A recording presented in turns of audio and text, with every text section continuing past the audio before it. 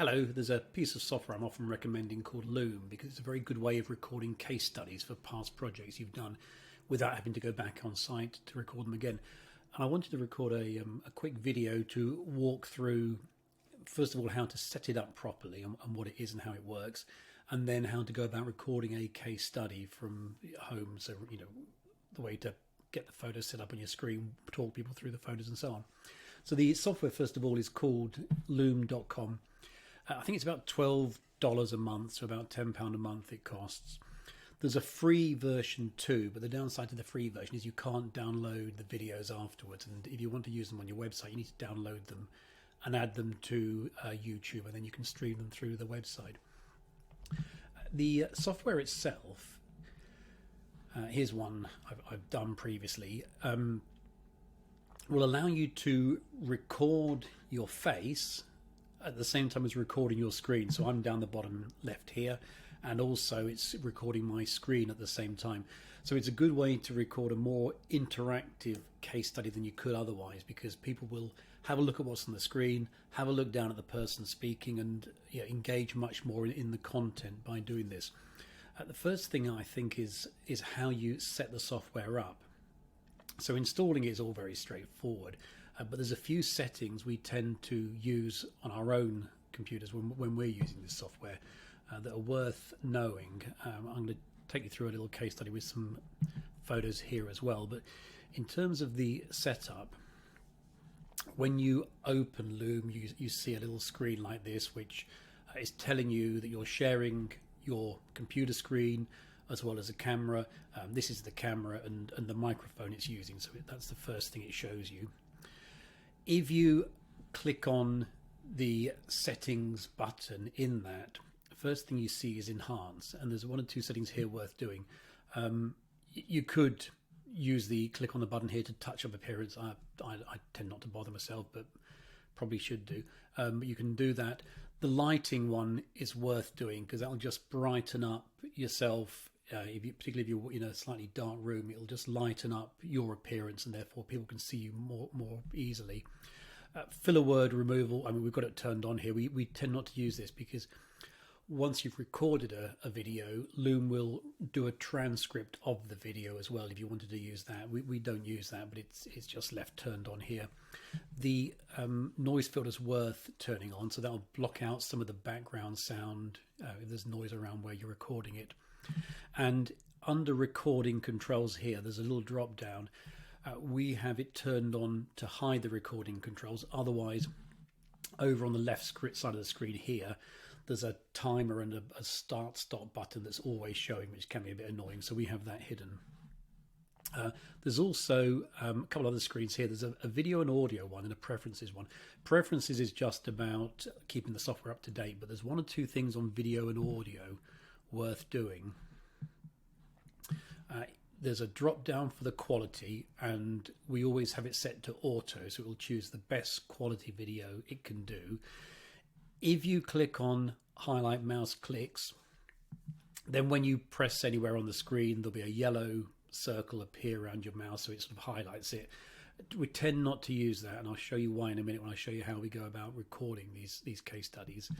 There's a useful little countdown, 3-second countdown. So when you click on the start button, it tells you you've got 3 seconds before it's going to start recording the video. Flip camera is just to turn it round. So if your background is mirrored, then you can use flip camera and it will turn it the right way round. These are the two things we don't use those. We're just working with what's on the screen. So that's a couple of settings before you start recording any videos. Now, in terms of how you do them, what I always recommend is have some photos ready on your computer that you want to talk through.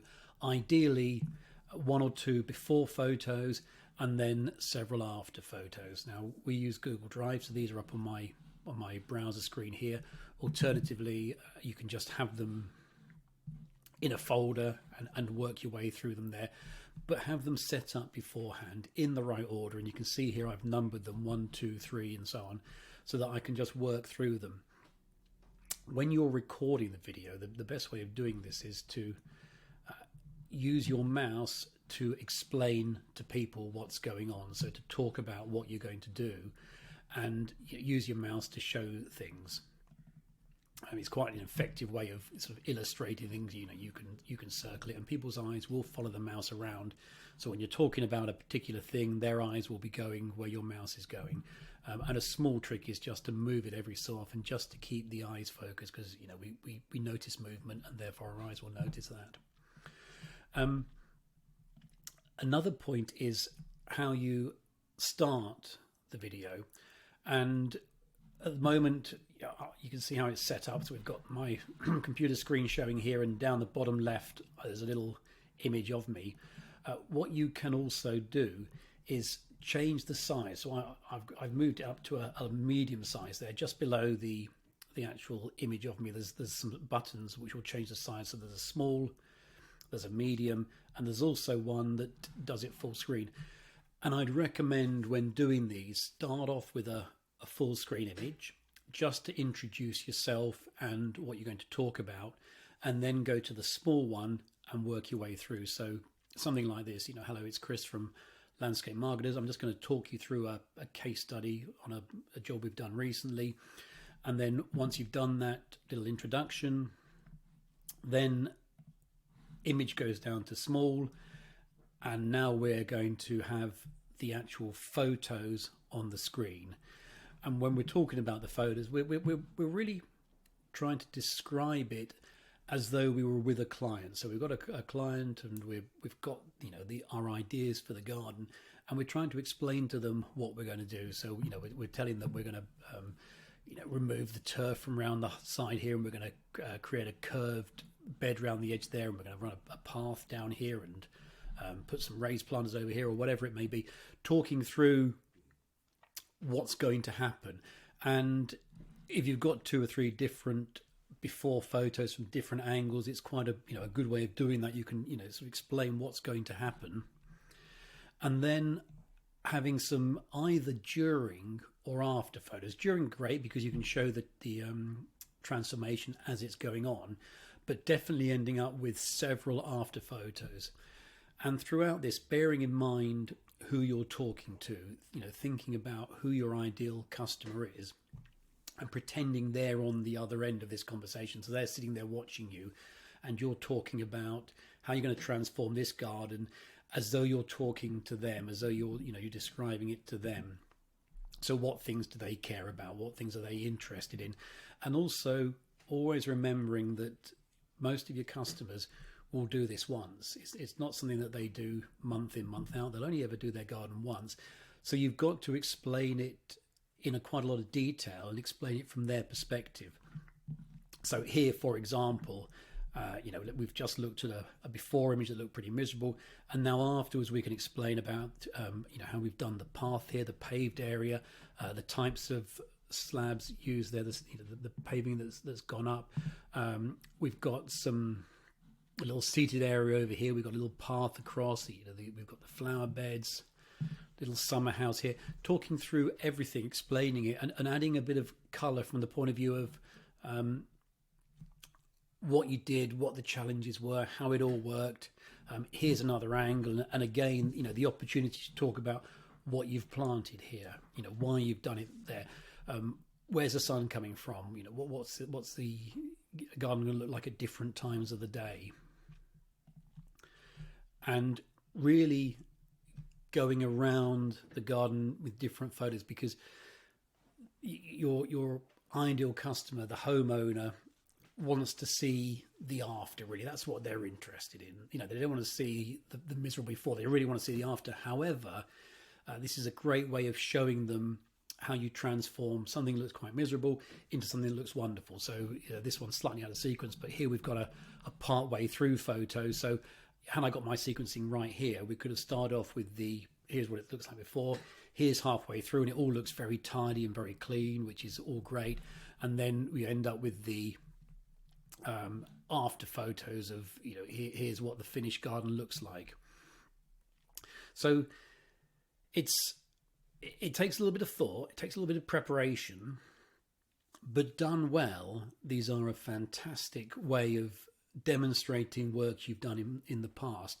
And the best thing about it is that you don't have to go out on site to projects you finished maybe a year, 2, 3 years ago.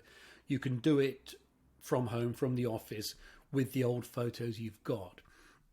Most companies we work with, they've got quite a bank of past projects, and all they've got are still images. But turning it into a video is a very, very effective way of explaining to potential customers how this whole process works, how you work and what you do, and then they can really understand more about your company and sort of buy into your vision for their garden.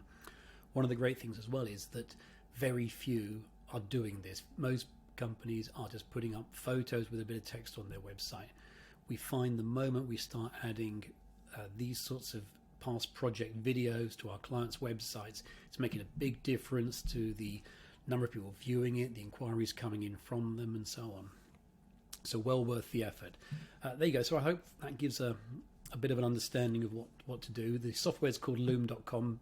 About $12 a month it costs. Well worth buying. And then once you've got it, actually putting the time in to create some of these videos. So they don't need to be long. They need to be 3 or 4 minutes in length is fine. And in that time, you can explain in quite a lot of detail what you did, why you did it, and how you did it. But the setup beforehand needs to be right from the point of view of having the photos ready to go in the right order. You saw from what I did then that mine was slightly in the wrong order because this is a finished photo, whereas this one here, these two here are during the process. So ideally we'll have 2 or 3 before photos from different angles around the garden. Then we'll have 1 or 2 during, and then we'll end up with 2 or 3 or 4 after photos, and we can show that transition very nicely throughout the video. So I hope that's useful.